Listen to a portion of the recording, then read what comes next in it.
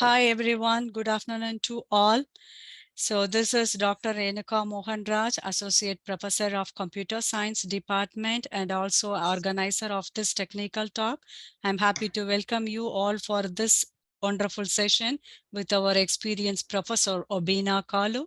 So it's time for Obinna to start. Thank you. Okay, thanks, Dr. Renuka Mohanraj, for inviting me to give this tech talk. And hello, everybody. My name is Obinna A.Kalu, and I teach in the computer science department. So I'm very happy to get this opportunity to give you guys this tech talk this Saturday. And I titled the talk, Containerization, Leveraging Container Technologies for Modern Enterprise Software Development. I know it's a mouthful, right? We had to come up with a fancy title, but the idea that we're going to learn in this talk is very simple and very useful, right? So what I intend to do to share with you guys in this tech talk will be to introduce this concept of containerization and containers, right? And so it's a primer. You can call it a container primer. It's an entry. I pitch the talk at an entry level where if you've never heard about containers before, you get to be introduced to what a container is. What is containerization? Why do we need it? How do we use it? So the what, the why, and the how of containers and containerization is what this talk will be geared towards passing across to you. And then maybe a subsequent talk will go into more advanced topics related to containerization when it comes to container orchestration and cloud application deployment. But like I mentioned, yeah, this is an introductory level talk. So we introduce you to containerization and containers, particularly. Okay, so let's push forward. If I can find my control. Oh, yep, I got them here. So here's a wholeness, like a summary of what this talk is about. It's about containerization. What is it? Containerization is the practice of packaging software code together with the operating system libraries and any dependencies that are required to run the code in order to create a single lightweight executable, which is called a container, that we can run consistently on any infrastructure. Now that's a big encapsulated one major statement about the talk, right? But we're going to go into the details. I've got about almost 100 slides on this in this talk, and most of them will be the practical, showing you how to operate with a container, right? Initially beginning with telling you what a container is and what do we mean by containerization, right? So the rest of the 100 slides will break this central wholeness into the details, right? And then, as you know, we're studying under the consciousness-based education. So every technical topics or technical concept that we study in our computer science department here at AMIU, we connect it to the science of consciousness. So this talk's science of consciousness related point is the fact that the whole is contained in every part. And you will see that closely related to this idea of containerization of container, where, hey, we then, any given part, you have the whole encapsulated within it. Okay, let's push forward. So why do we need containers, right? And this is one thing to tell you what a container is about. Let me go back to that wholeness statement and raise the questions that we'll be looking to learn about, right? The kind of questions that you probably should spring in your mind right now.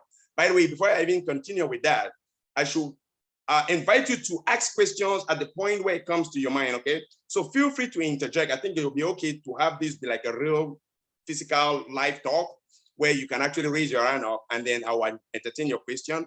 If it's something that I can answer immediately, then I would like to answer that immediately. If it's something that we can defer to the end, we'll also probably get some minutes at the end of the talk for you to ask, summarize that, like questions that summarizes the entire talk, right? Or that picks on any of the particular aspects of the talk. But you're welcome to ask. The best time to ask a question will be when it comes to your mind. Immediately the question comes, I mentioned something that triggers a question in your mind, you're welcome to raise your hand and ask. So typical questions that could come to your mind now will be, what do we mean by packaging software code? Okay. Another question could be, what do we mean by, okay, when we create that package, a container comes out of it, right? We make a container out of that packaging.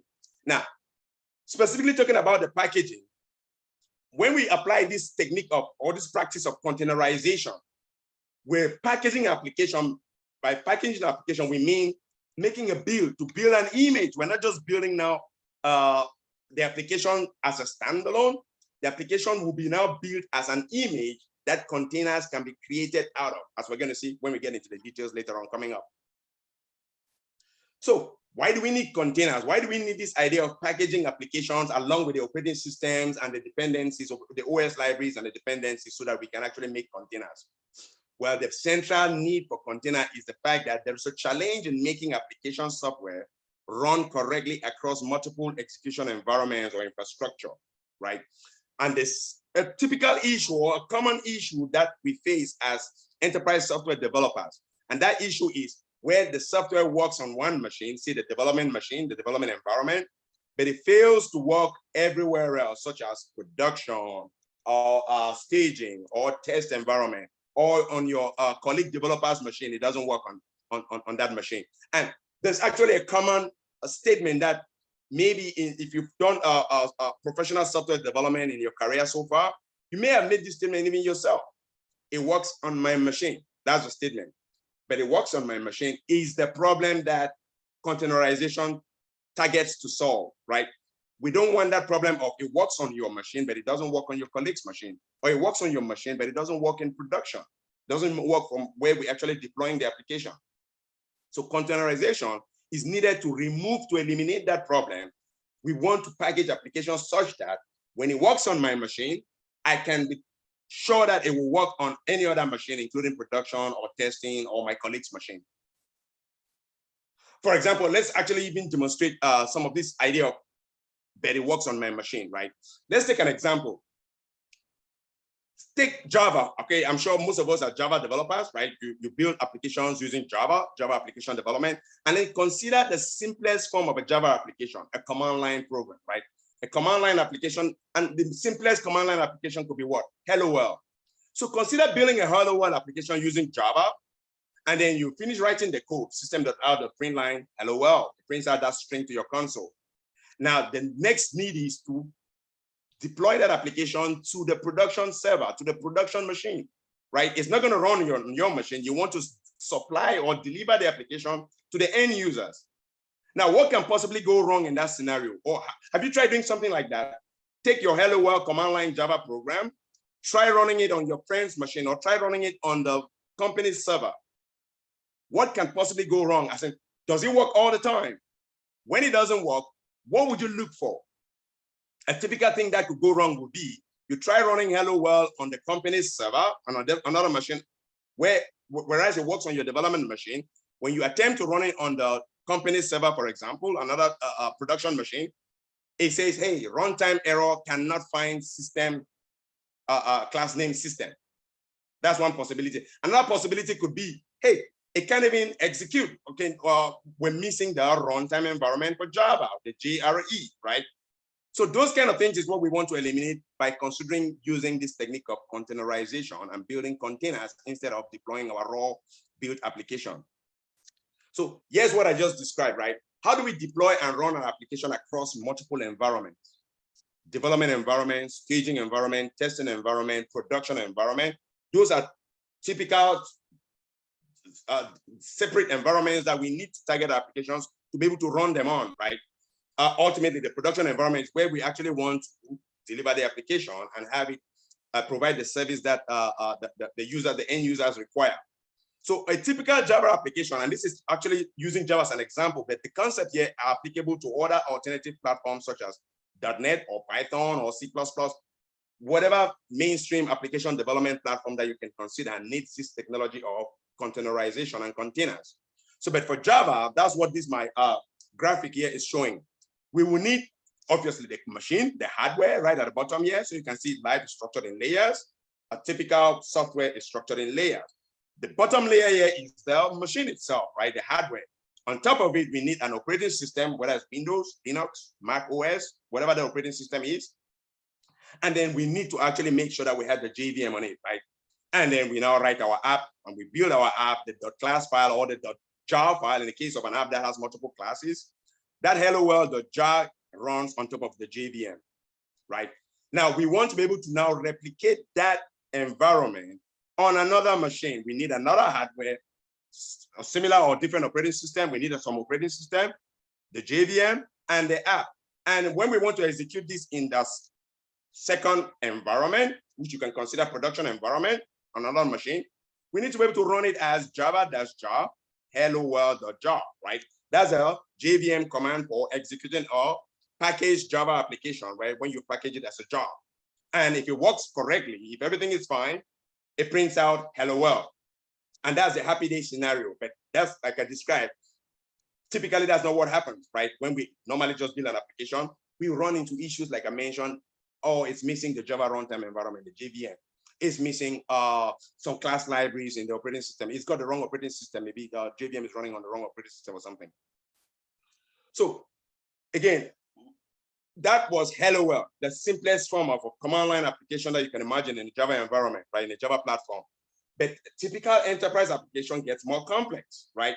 More sophisticated application like a web application on the Java platform will require us to, in addition to the hardware, the OS and the JVM, we will need some app server.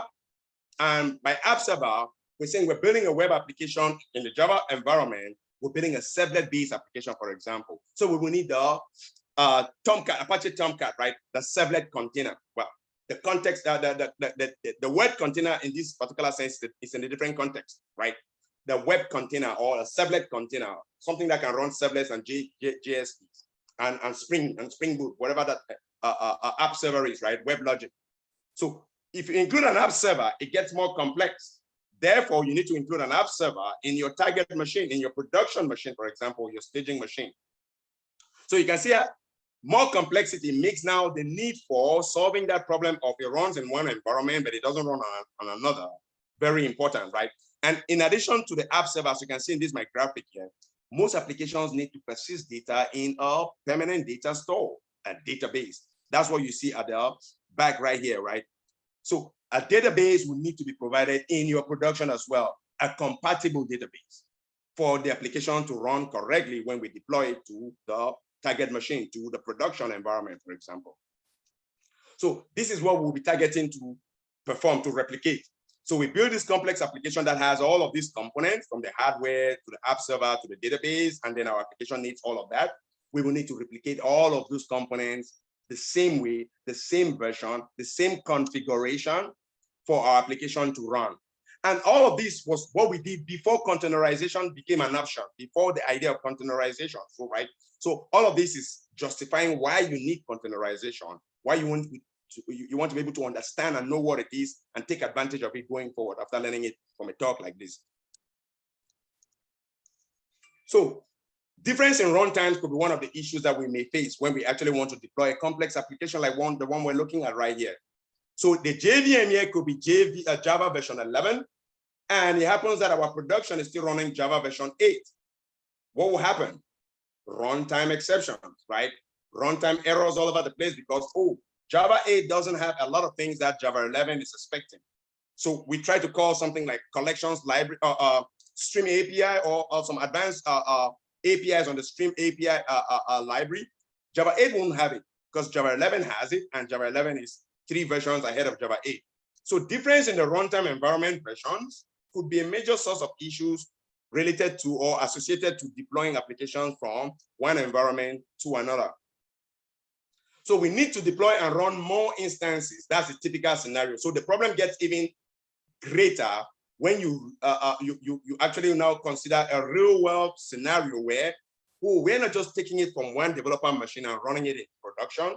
We want to be able to run this application, this software, this enterprise business software in multiple machines. We got a big team that's developing bankofamerica.com. Okay, this team needs to be able to run on, this team has 20 members, 20 developers, right? Architects and designers and developers. Each one of them needs to be able to run the application and do their job with it. So we want to be able to run many instances of this application. So we need to have that database, that app server, the correct JVM version, the correct OS, hardware, obviously, and our application should be able to run on these 3 instances seamlessly and consistently. So that gives us the need for a container, right? Now we can now target what's a container then.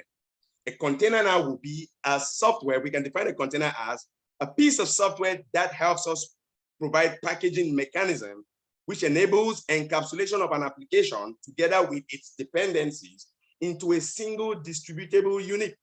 So now we're not just taking bits and pieces of components and trying to put them together to replicate another instance of our application in, say, staging or in production or another developer's machine. No, we want to package our application such that it's in a single distributable unit that contains its runtime libraries, all of the operating system libraries that it needs, and it's all what we can call self-contained, right? So a container is software that makes this possible, makes this sort of packaging possible. So what does container offer us? Okay, by the way, there are alternatives to using a container. Before container, we had other alternatives like, okay, the manual stuff that we just demonstrated, doing all of this yourself, right? Go to machine number 1, install all of the components. Machine number 2, do the same thing. Machine number 3, machine number 100. If you think of a large application that has many instances that need to run. So the manual one is a total non-starter because we can't do that. It's cumbersome, it's error prone. It's going to take a lot of time to keep reinstalling the components that your application needs to run.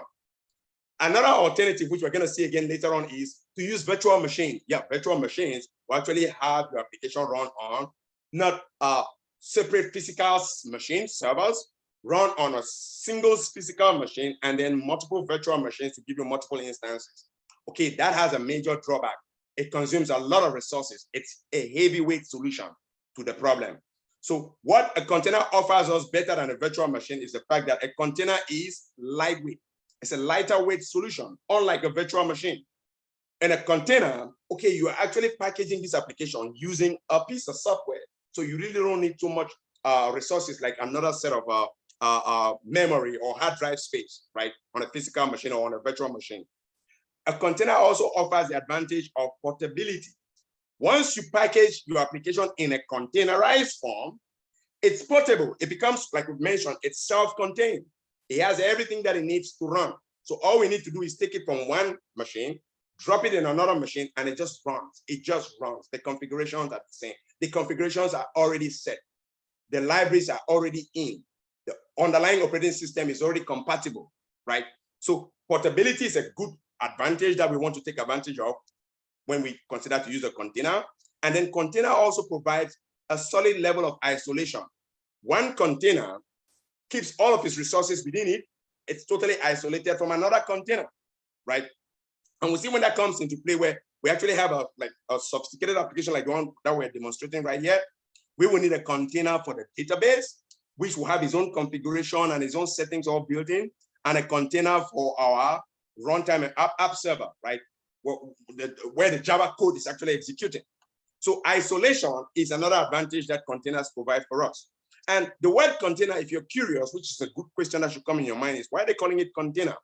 Oh, they borrowed this term, the word, from the maritime industry. You well know shipping, container shipping.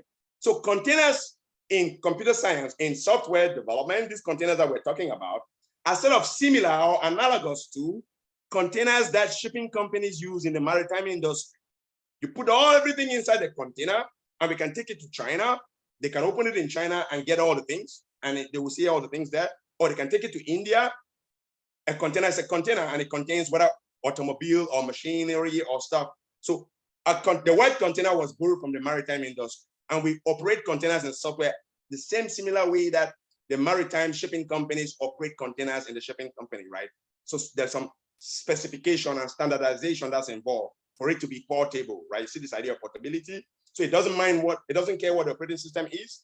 Containers are portable. You can take it from a Windows machine and you can run it on a Linux machine without even blinking an eye, without even breaking any sweat, without even doing any extra work. Containers.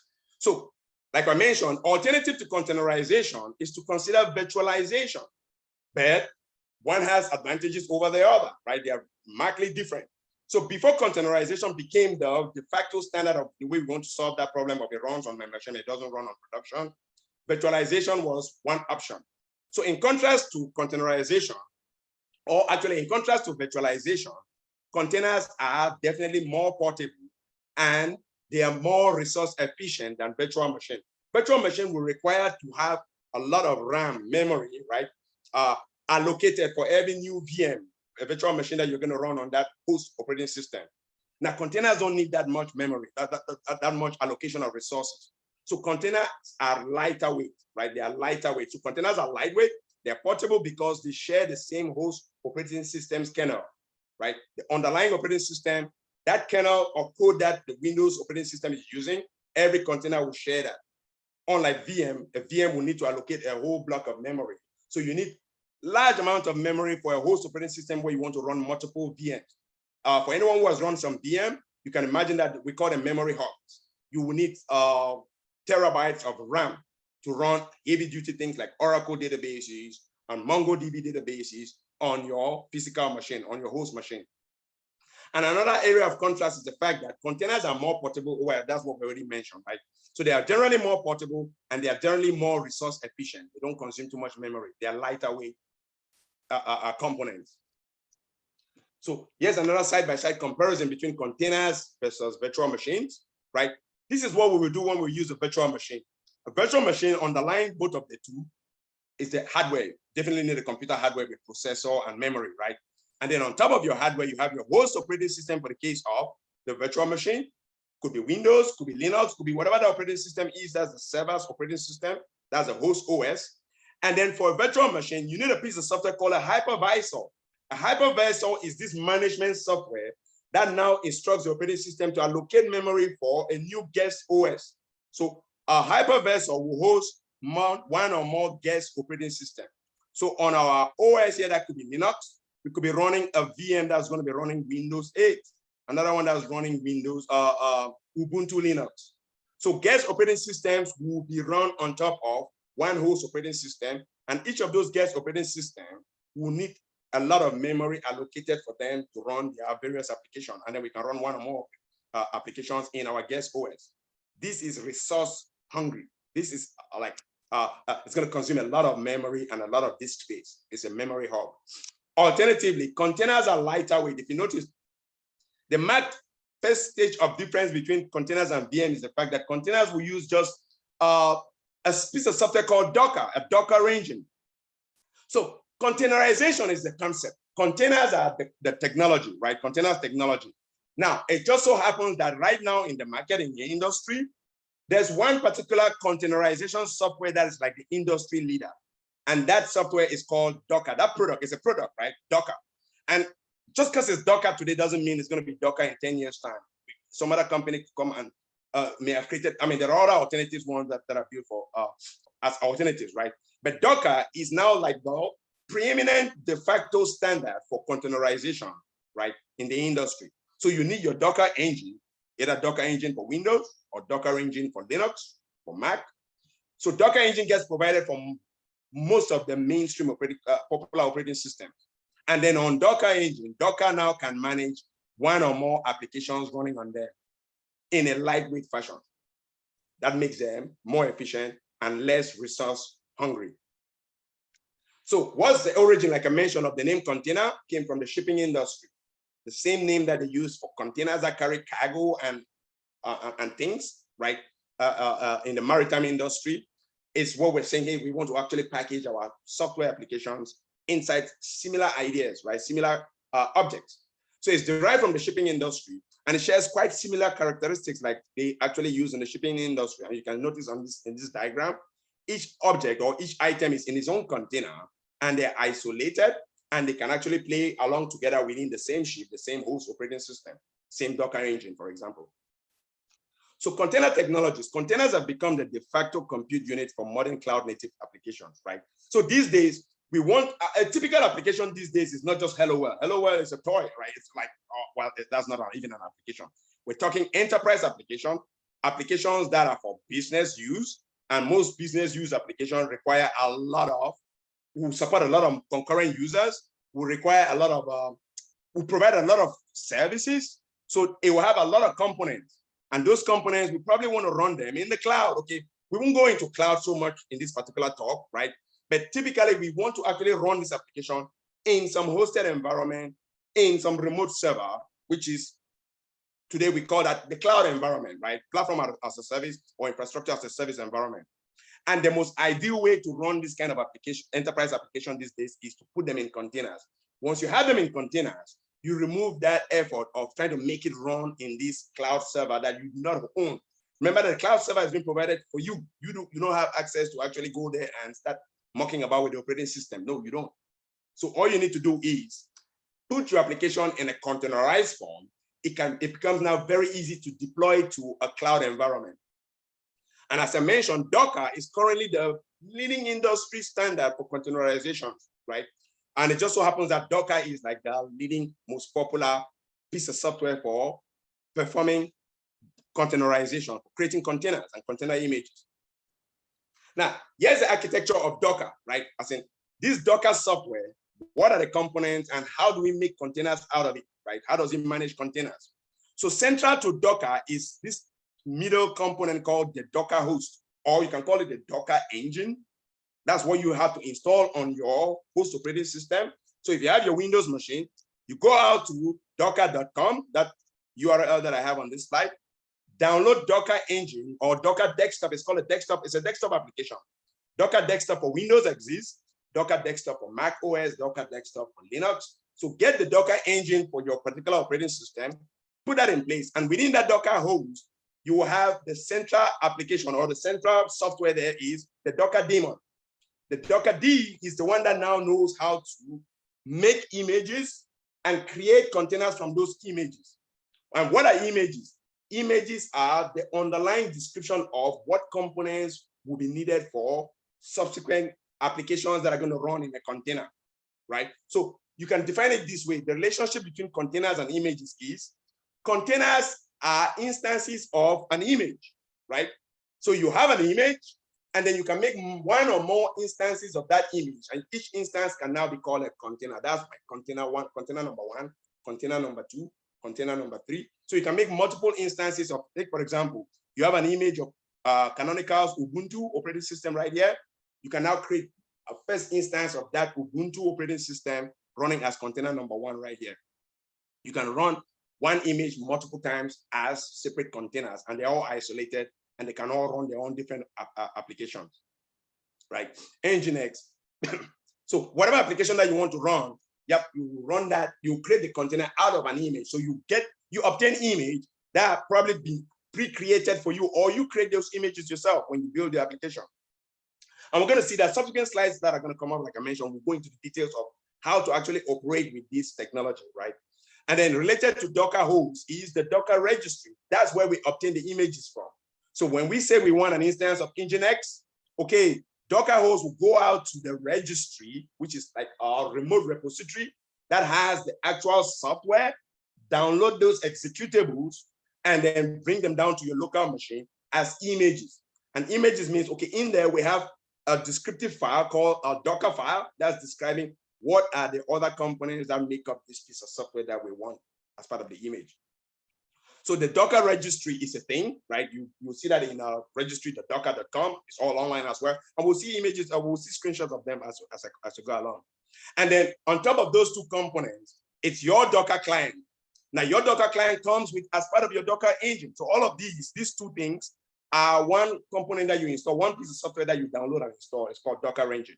Docker engine has a Docker host and has client tools. And most of these client tools are command line tools, right? Just like how you install the JDK has the client tools like the compiler and the runtime and the Java G shell. So Docker build, Docker pull, Docker run are all command line interface tools to operate the Docker host, right? So you say Docker build, and then it will build you a particular image. Docker pull will pull something. Docker run will run a particular image and create a container. Okay, we will see some of this actually. If I get a chance, I'll demonstrate as much of it as possible.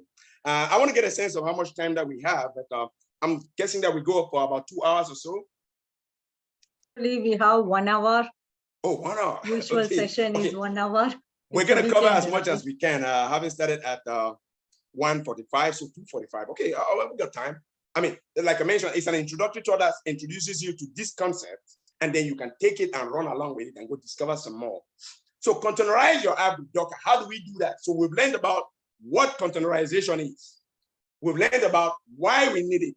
Next now is how do we operate with it, right? So remember that example app, typical app that we demonstrated in the first few slides, that, hey, your typical enterprise application will need all of these components, the OS on top of the hardware, and the JVM for the case of Java, and some app server that has your web application runtime environment like Spring Boot or Spring JVM, and then your application along with the database that it needs to store data in.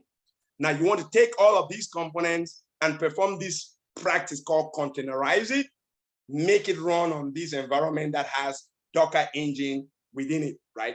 So your application sits on top of Docker, and Docker knows how to actually now have a container that has your app inside the app server and the JVM that it needs to run. You can see that's the direction of the dependency. Your app needs an app server, the app server needs a JVM, right? And if you are wondering what an app server is, think Tomcat. Tomcat needs a job, Tomcat's a Java application, right? Needs a JVM. Your app is a lot of Java code. Your app is probably servlets servlets and Java classes. It needs a JVM. So we package all of these in one container, and then the database is an external application. Remember, the database is this third-party application that we don't create ourselves, right? Unless if you're super brave, you want to write your own database from scratch. But we obtain database from Oracle or from Microsoft, right? We package that also in another container. And then we run both of these containers inside our Docker engine, and it becomes something that we can replicate easily 100 or 1,000 times, especially in the cloud. So this is how we can replicate that configuration. So instead of having what we had on the left here, no, now we have it containerized. Therefore, we can have two instances like this. So the first instance looks exactly like the second instance. And all we're just doing is, hey, Docker run me another container of this image. And it makes it for, so we make an image that looks like this. And then with that same image, it's like you have a cookie cutter. And then you can now use that cutter to cut 100 cookies, like really quickly, right? So we can replicate the instances as many times as needed, right? From development to staging to testing to production to all our colleague developers' machines by just cloning that same image and creating containers out of it. So execute with Docker run command. This is how you now take that image and you go Docker run and you give it the name of the image, and it now runs and makes a container with all of those components. Your database is there, your application is there, and all of it is being hosted by the Docker engine. So containerized app can scale better, right? Once we have it containerized, one of the benefits that we start getting is the fact that, hey, we can actually now have many instances of our application. Again, if we think architecture, why do we need many instances of application? Because it's not Hello World anymore. Or it's not just the traditional Hello World. It's a Hello World that needs to have multiple instances because we're running in an enterprise environment. And this Hello World is serving the entire world like Facebook.com. Therefore, it needs to have a lot of, replica, running in a replica set, right? It needs to scale. We're running an application, think Facebook.com or Google.com. It's serving the entire human race, right, on Earth. Therefore, as a lot of users, you can have only one server of Facebook.com with one Java. Hey, that was so slow, or crashes even when you have like the number 100 million person connected to it and doing a search. So we need many instances of the search engine, the Google.com search engine. And to help us scale like that, many instances, like hundreds or even thousands, Google puts that application in a containerized form. Therefore, we can scale better, right? As more users connect to do search on Google or on Amazon, they create more containers. And most times, if we look down the line, the more advanced aspect of this talk that I'm planning, that I mentioned at the beginning, we also need a piece of software to make this scalability happen seamlessly. We don't have to go make a new Docker run, make another container. No, we use another piece of software that does what we call container orchestration. It knows how to make new instances. If the load gets higher, we got 100 million people connecting to this Google.com service, we create 1,000 more instances of the container. So to make all that happen, we need containers. And then, like I mentioned again, down the line, more advanced form, we need a container orchestration tool like Kubernetes or Mesos. There are other software that we're going to probably get a chance to give another technical talk that will take this particular introductory talk to a higher level or more advanced topics like orchestration and Kubernetes. But that's about scalability. We can scale better when we have containerized application. So how do we containerize our software using Docker? Now we want to get into the details of the ABC operationalizing the thing, right? Which, interestingly, I thought I was going to actually do it, but I think it will be slow. We got only 1 hour.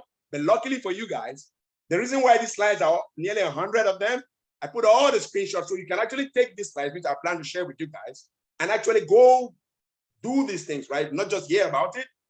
Now you have an introduction to the idea, But each one of these slides will show you, okay, what tool you need to install, how do you need to configure it, and how do you need to start working with this tool called Docker and containerization.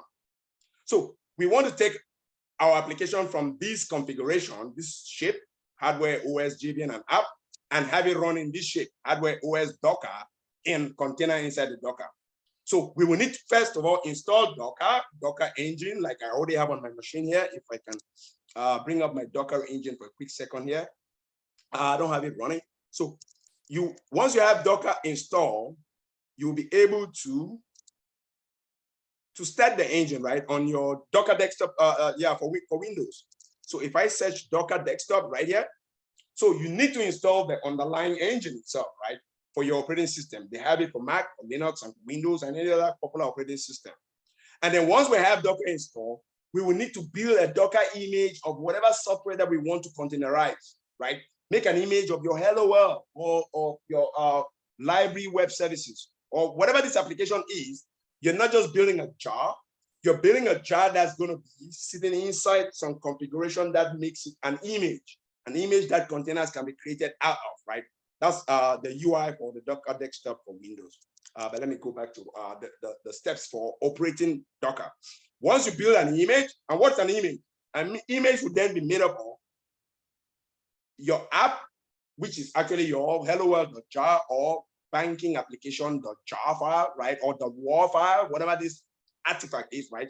If we talk about building, we write the Java code, if I use Java as an example, and then we build it, and then we package it into some deployable unit, and then we take that deployable unit, associate with it a Docker file.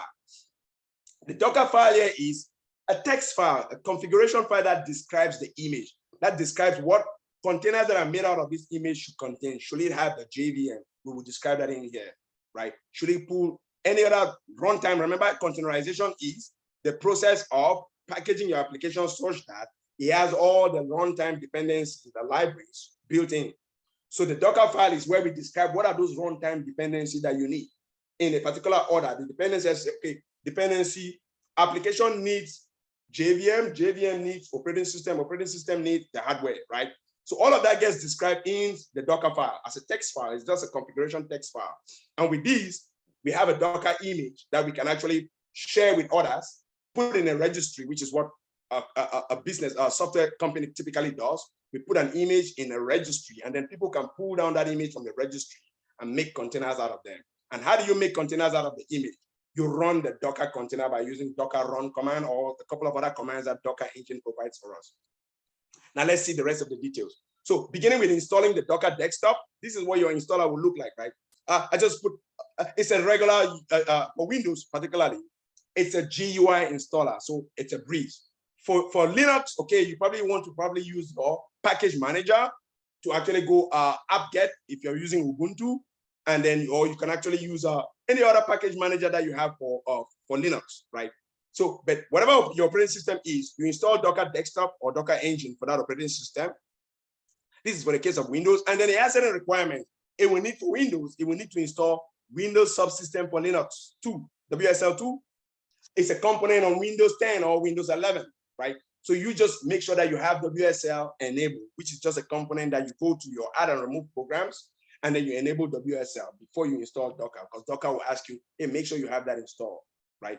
And then if you want to add a shortcut to your desktop, you can check that box. But it's a GUI wizard, so it's a case of UI screen, next, okay, next, yes, no, options, and then you're done, right? So it's a breeze for those of us who install our software products all day long. And then, yeah, once it's installing, this is what you will see, right? It demonstrates that it's unpacking files and it's writing into your machine, right? To your hard disk. So once it finishes installing, writing all the files to the Docker desktop, okay, it gives you a message that says installation was successful, right? Installation succeeded. And then you want to now start working now with the Docker engine.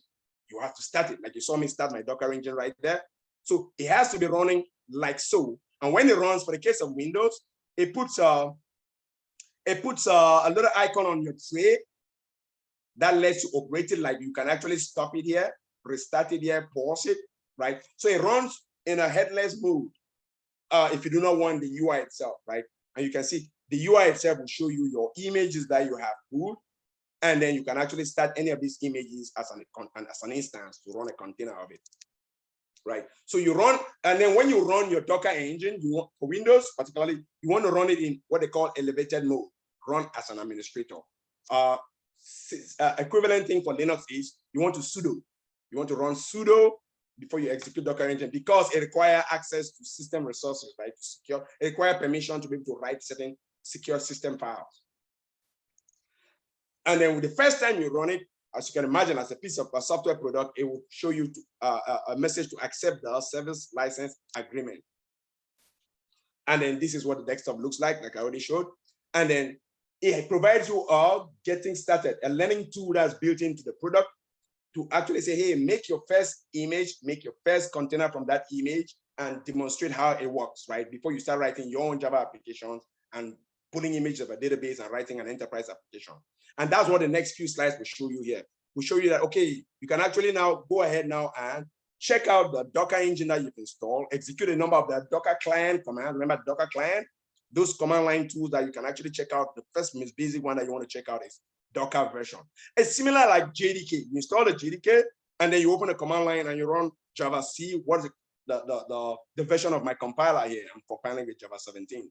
So Docker version shows, okay, what version of Docker engine am I running, right? So just demonstrating some of the client tools that you want to be familiar with.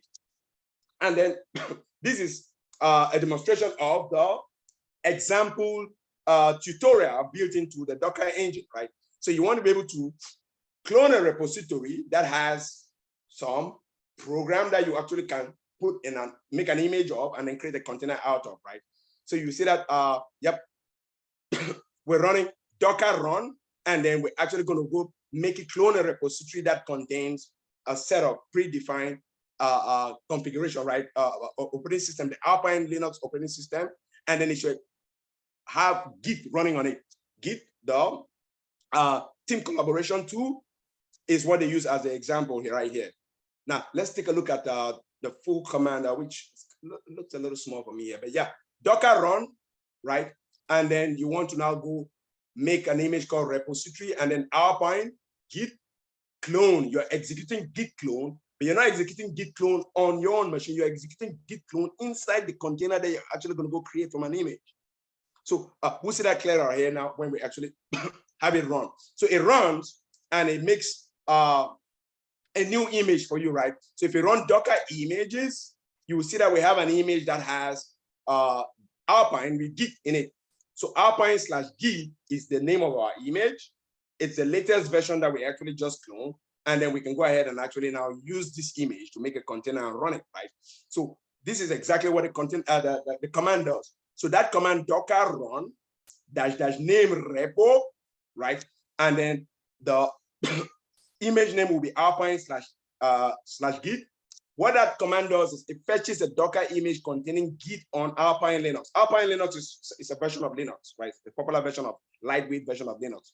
So it makes a container from that image and it runs and executes the Git command in it to clone a repository from GitHub, right? Using that URL. So if we, after executing that Docker run command, if we next execute Docker images -all, we will see a list of all the images that we have on our machine. And the one image that we have is the Alpine/Git. So here's an exercise that you may consider trying. Execute a Docker command to display what version of Git is available in the container name repo, which was created from that Docker image named Alpine Git. So we name our container repo right here. And now we want now check now, okay, this image of Git that we actually just instantiated, right? We actually obtain Git from a repository. What version of Git is it? Is it Git version 1.32 or 1.31? So what command do we run? We can run Docker run Alpine/Git version, because that's actually Git. The container itself is Git on Alpine.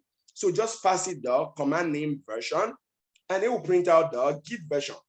So Docker run will first of all make an instance of that image name Alpine/Git, which means we have Git, and then execute Git version.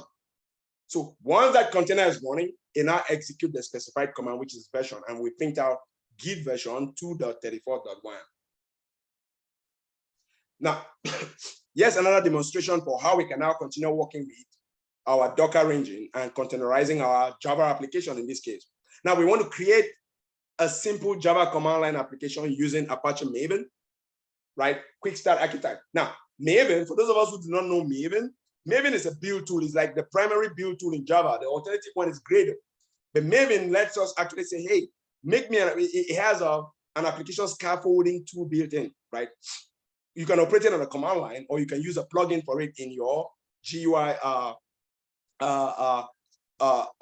IDE, right? You can use it in Eclipse, you can use it in IntelliJ, but we want to be able to add a configuration in our Maven Java plugin to specify which is the main class for our Java application.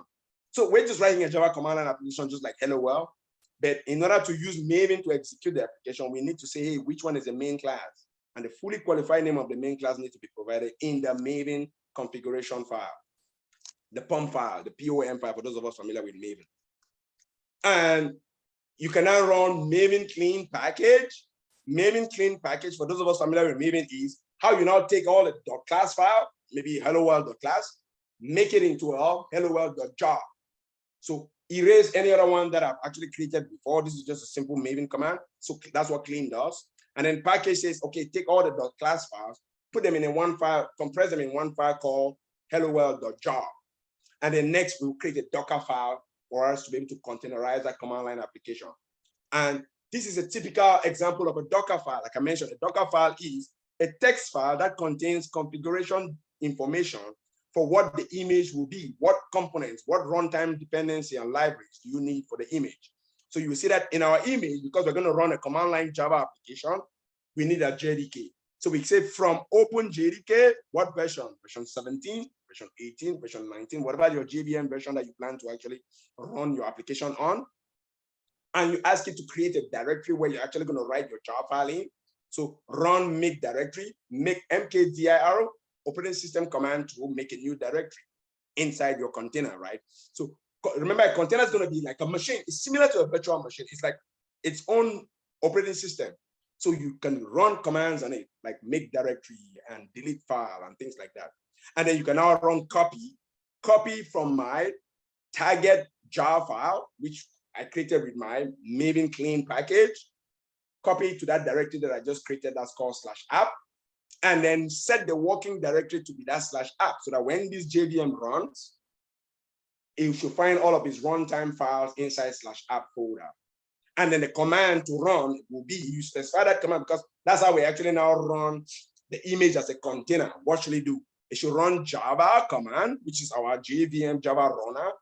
And then it should take a switch called -jar, and then it should execute the file /hello world .jar, right? Whatever name that we call. When we did Maven clean package right here, it created that file .jar, hello world docker 1.0, whatever that name is. You give it this name, right? And it made that jar file. Now we're running that jar file, and you can see in a Docker file, the command that you execute in the case of Java here are like an array. You put them in an array of strings. The first part of the command, the second part, and the third part. So once that's done, we have an image. It gives us an image that we can actually make a command, we can actually make a container out of, right? So you can see we can do Docker build, right? So open our command line where we actually created our hello world application code. You can see it's only one file, app.java, contains hello world. And we don't care about the Java code. We already know that one. I'm assuming we already know that one, right? But the command that we're running now to make a container out of this, our image, remember an image is the Docker file plus your jobs, right? Your application executable. So we do Docker build, which is one of our Docker important commands, just like Docker run. Docker build me a container or build me an image out of this particular folder with the Docker file that I have in there. So -t, hello world Java CLI app, that's the name that I want to call the image. And when you finish building that image, write it in the current location. That's the space dot here. This dot means current directory. Write that file in there. And we end up with that file in there. You can see in my current directory, I now have hello world Java CLI app, right? It's the latest version and it's of size 471 megabytes. Why is it 471 megabytes? Because it contains the JVM. It contains everything that this application needs to run without needing any other thing outside. Remember containerization? So that we can take this hello world Java CLI app image, make a container out of it, give it to John. John can just take it and run it by going docker run. So you can see the command that John can do, which is the next command that I'm executing here. Docker run hello world Java CLI app and run the latest version. If you don't see the version, it's going to run the latest one, right? Because you can have multiple versions of your images, and it runs hello world Docker. That's what we're printing in our CLI app, right? So it's a case of just, hey, configure a few things, write a Docker file, you got an image to be built. So you run Docker build an image, and then Docker run anytime you want to run an image and make a container out of it. And it becomes something that's now deployable to production to another machine. So you could simulate running the server or simulate running a server-like app. This was just a command line app. Because when we do Docker run here, it does nothing. It just prints hello world Docker and it goes away, we're done, right? That's all the code did. But what if we actually want to simulate how a server kind application will run, which would be like a web server or an Apache Tomcat app server, right? It should be running and listening and not closing, right? It stays open. So yes, what this Java code is doing, it's still a command line program, but all it will do is it will stay in an infinite loop while true. You can see this try while true. And then it just keeps slipping every 2 milliseconds and it prints out app is still running, but it never closes, right? Until we stop it. So this is just pretending to be a server, even though where we could run a real server like Apache Tomcat and things like that, right? But we wrote our own application here that will behave like run like a server, and we can test run it by going java-jar, run me this jar file, or make a jar, right? First of all, make a jar and then run the jar using your java-jar. I mean, you want to test your application before you now containerize it. So that's our application. And then next, we now can do a build, right? Build an image of that application. So Docker build, again, just like we did before, we provided a Docker file for it with all those configurations that we showed in the previous example. And then we execute this command Docker build to make the image. And once we have that image there that has hello world Java CLI app 2, that's the name that I call this one that's going to run like a server. We have an image there now. Now we can now go ahead and test run that image by going, going forward. By going Docker, show me a log of the application when it's running, right? So right here, Docker run is running the application. Hello world Java CLI app 2, which is the server listening and printing things nonstop. It doesn't stop. So when we run it with a Docker run, this is what happens, right? It prints hello world Docker and it goes app is still running iteration number 1, while true. Remember the code that we wrote there? So that's that code executing and showing us, we use a Docker command for it to actually output write its output to the console so that we can see. Let it not just be doing that quietly in the container. So write it out to the console for me by doing Docker log and then tell me what this image, right? This container that's named with this particular ID and keep showing me as I press more. So that's how it now runs like a server. And then other commonly used Docker commands that you might want to be familiar with. I know we're coming up to our, I think we started at 150. So I'll leave 5 minutes for questions. But here are some commonly used Docker commands that you find yourself using over and over, like we've seen Docker build, Docker run, but you got, and Docker logs. Docker PS is how you can see the various containers that you have, right? So container, the name of the image that this container was created from, and the command that that container actually uses to execute, right? When you run this container, this is what we run, java-jar. And then if you want to stop a container, you could go Docker container stop, and you pass it the containers, the first 3 characters of the container ID.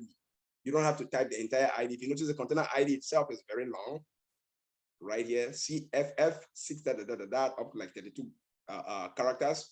No, you just type the first 3 and it will know what container to stop, right? Docker PS, once again, will show you your images, your containers, and what images they were created from. And then using your IDE to operate your containerization, to operate your Docker, right? Much better, right? Command line is good. It's excellent. We want to know the 2. That's what I always teach in my classes. Someone can go, hey, why do I even need to know Docker run or Docker build when I can just click a button? Because sometimes you want that Docker build and Docker run to run at midnight when you're sleeping. You can't sit on the computer and do everything, right? So interactive mode, good. IDE, sitting in front of the computer, eyeballs and fingers, clicking on the mouse. But command, CLI, Excellent. That's the ultimate. You've got to be able to script it out, to automate it. Automation is the word, right? So we want to be able to also use GUI. You have plugins for Docker in your IntelliJ IDE. That's what I'm actually showing here. Operating Docker using IntelliJ, for example. You can use the Eclipse code. Other IDEs do support Docker, like Visual Studio Code as well. But JetBrains has, particularly in their Ultimate Edition of IntelliJ, Docker plugin that's pre-bundled with the IDE. And then, the Community Edition require you to add the Docker plugin yourself, but the Ultimate Edition already has it built in. Now, let's see. I think we've gone up to like 3/4 of the slide. The rest of it is just showing you how to operate your Docker using your IntelliJ IDE in interactive mode. And remember that I said this is not enough. We will know both these, and then we will know the Docker commands and the command line so that we can write the script and run it at midnight and run it daily, nightly. So all of this is basic stuff, showing you doing the same thing, running this application now using the GUI, using the IntelliJ IDE interactively. You connect to, so IntelliJ will detect your Docker, or you configure your Docker and tell it where it is installed. So you can see the first UI that I have here. First of all, that's a plugin. Here it's telling it where Docker can be found. So I got Docker for Windows and it's installed on this machine. And then this next slide will show you now, once you select the Docker service, it appears now in your services tray in your IntelliJ. And then you can then now start and run the Docker engine and see the various images and containers that you have. So working with Docker in IntelliJ, here's me running, here's an example of running that server-like application nonstop, this time within the IDE, which is quite nice to have. And then you can not just run only Java application, a lot of images or a lot of other software enterprise application components are supplied as images. For example, your databases. So if you're going to work on a MySQL database, you're going to build your application to store data in a MySQL database or maybe even an Oracle database. So instead of, well, in the past, we have to go download the Oracle database, Express Edition or Developer Edition, and install it on a machine. You could do that if you still prefer the old school way. But with containerization, you just pull an image of Oracle database. You pull an image of MySQL database. So this slide is showing you an example of how you can pull an image of MySQL database that's already pre-configured, a particular version, right? So select images and then select MySQL database image and then click on the pull button to pull down that image to your local Docker instance. And then you can now run that instance, setting up MySQL database container. So that way now you're running the database as a container on your machine. You didn't install any files. The only thing you installed was Docker, and use Docker now to pull images of a database, images of Git, images of any other tools or any other pieces of software that you want to use for your development environment. So here's how we create a MySQL DB container instance, right? So you provide a name for the container, and it's going to run in Docker. You provide the version of the image that you want to make that container out of. And then you go ahead and click on run, and it runs that image as a container. And you have your MySQL latest edition or MySQL version 8.0.0. And this is how it appears when it runs, right? Deploying the MySQL container image tells the ID and the version, and then it creates that container and it gives it a container ID, and it provides, it displays the name that you type on the GUI, and then it starts the container. You have a MySQL database now running, which you did not download and install. So you can see it's faster, more flexible for your local development on your local machine. That way, if we change from MySQL database version 5 to version 8, it becomes very easy, right? You just abandon version 5 container and you just pull the image from version 8 and run it. So it becomes something that you do within minutes rather than within an hour. And that's how we have it running. Now, the rest of it will just show you operational things, right? Like I mentioned again, you can follow these slides. All of these are screenshots of operational things on the Docker container for your development, and actually try and do, right? If you actually want to get practical experience on this stuff. But you actually want to follow the slides and you'll be successful. Yeah, you'll be successful at actually creating containers, connecting to the containers, like using this database one. Actually show you that, yep, you can make that instance of the database. Connect to the database with your database client like MySQL Workbench, or you can use a command line MySQL client too. And yeah, that's how I connect with Workbench right here. So I see a hand raised, and I know we're coming up to finishing right now. But let me start answering questions. I think the rest of it will just be stuff that you can actually go ahead. So containerizing a Spring Boot application is the last part, right? We now want to write a Spring Boot web app. And then we can now put it in a container, build a container of it with a Docker file, and then run it as a container, right? And Spring has great compatibility with containerization. The latest version, well, more recent version of Spring Boot, I think from Spring Boot version 2.3, 2.4, has solid support for building images. So you build your Spring application, you build an image for it, and then you can now run it as a container. So I see one question here. Let me go ahead and yeah. So all of this shows you how to now build your Spring Boot application using IntelliJ IDEA, and then run it. It's a web service. It's a RESTful web service API example application that we're actually going to package as a containerized application and run it in a container. Now let's answer questions now. If I can bring up, I see hand come up, but I think I've lost the name. I think Akram Khan have a question. Mohammed Akram, can go ahead. Yeah, hi sir. I have a question, sir. Sir, will you provide the video link? This video. Actually, it was sent to your email already. Registrar will send you the notification. That email has the link for all the Compro Tech Talks. Okay. Yeah. Okay, thank you. So the video will be available online. And then I thought you were going to ask, can I provide the slides in case you actually want? Yes, you can convert as a PDF and send it to me. Yeah, as a PDF and send it to me. Then we will try to upload it with the text description. Yeah. Will do. That will actually be a good idea. Thank you, sir. Thank you. Thank you. You're welcome. Thanks for asking, Mohammed Akram. And like I mentioned, this is us running the Spring Boot RESTful Web API application. And all this application is doing is just making a set of products. And then if they do HTTP localhost for 8080 product management app /API/product/list, we present a list of products, right? But it's all running in a container, as you can see. It's totally containerized. Therefore, we can actually start a new container of it and make multiple instances of it much easily replicated. So time is about 2:52. Any more questions? Yeah, there is a question from Pat Nguyen. Hi, Pat Nguyen, go ahead. Hi, Professor. Can you hear me? Yes, I can hear you loud and clear. Yeah, I have a question again to the Docker. So seems like the Docker just for the deployment, right? So let's say we are finishing the development, and then we package and to build the image and deploy in Docker, right? To me, it's kind of like just for the deployment, not for development, because when we developed, then we need to run our application in our local machine, right? So I'm not sure. Good question and important correction.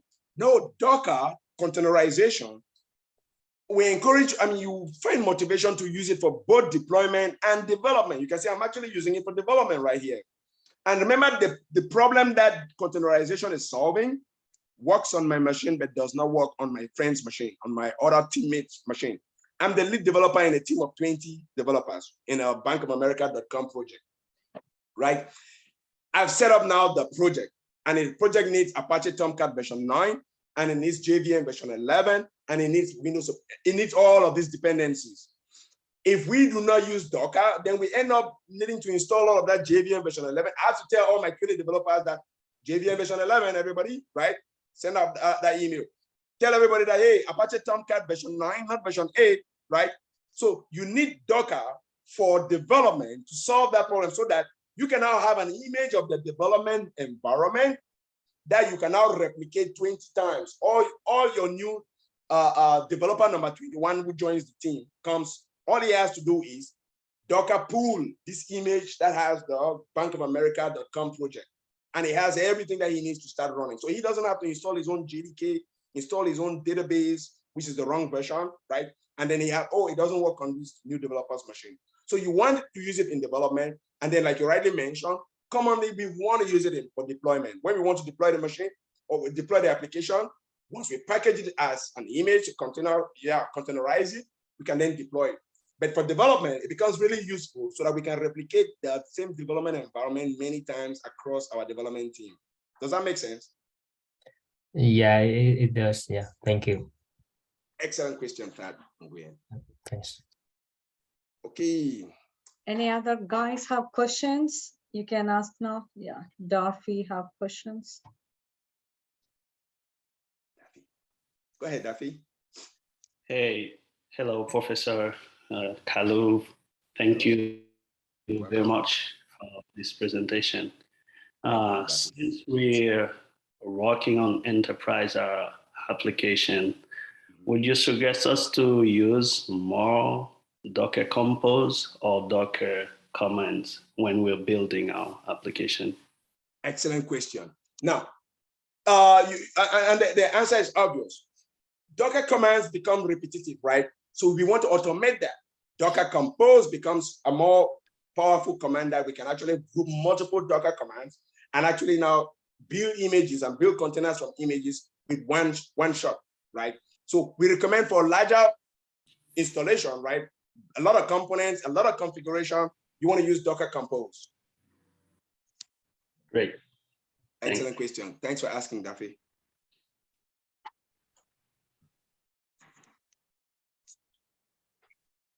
Okay, so Anyone have questions? And I happen to not have included my email here, but chances are you probably can get hold of my email from the poster also. But if you come across a question comes to your mind when you're working on this stuff, I'm very happy to receive email from you, right? Ask me a question offline if a question comes to your mind afterwards, after we close, okay? Akram Khan. Yes, sir. Hi, sir. Yes, hi, Akram. So actually, sir, right now I'm enrolled PhD and I'm working on this container technology, sir. Very good. Yeah, sir. My doubt is, sir. Actually, I'm beginner. My doubt is that, sir, how will I install Docker in my machine, and what is the right now current area in the Docker where I can work, sir? So first question, how do you install Docker on your local machine? Well, you basically just go to www.docker.com. It's a software product. You download the Docker engine for your operating system. If it's Windows, you download a product called Docker Desktop for Windows. And then if it's Linux, maybe Ubuntu Linux, you have a package management tool that you can actually use to install software products in general in Linux. Yep, you can install that Docker using one of those package managers like Homebrew. Oh well, no, Homebrew is a Mac OS. Yeah, but yeah, Homebrew also works with Linux as well. No. And then what was the second question, Mohammed Akram? Besides installing, you also had another question. Can you repeat that, please? Okay. Yes, sir. Oh, perhaps answer both questions in one. Okay. Akram, you are from a different university or you from MIU? Yeah, hi. I'm from different university, ma'am. I'm India, ma'am. From India. Oh, you are attending from India. Yeah, ma'am. It's a great. night 12 o'clock. Yeah, I know. Yeah. Yeah, good. Good to have you in this talk. Yeah, thank you so much. Actually, I joined little bit late, ma'am. But it has recorded. Maybe you won't get it. Okay, maybe I can post the link in the chat session. You can take it because all campus students know that link. Okay, I'll post it in the chat session now. Yeah. Thank you. Yes, sir. Please, ma'am. Yeah, Joe, I will do that. Yeah. Good. Happy to see you, Mohammed Akram from India. So if no further question, like I mentioned, you're welcome to send me question via email. But if no further question, that's my talk. And I'm very happy for the opportunity to have given Obinna, this. can you put your email ID? Sure, let me go ahead and type that in the chat. Because people are from coming outside also attending. So if you put your email, that will be certainly great. So here's my email for everyone. And it's okalu@miu.edu. So you're welcome to shoot me an email with any questions. And I like fixing bugs. So if you encounter an issue with actually operating the technology, hey, let me help you. Let me be your Stack Overflow.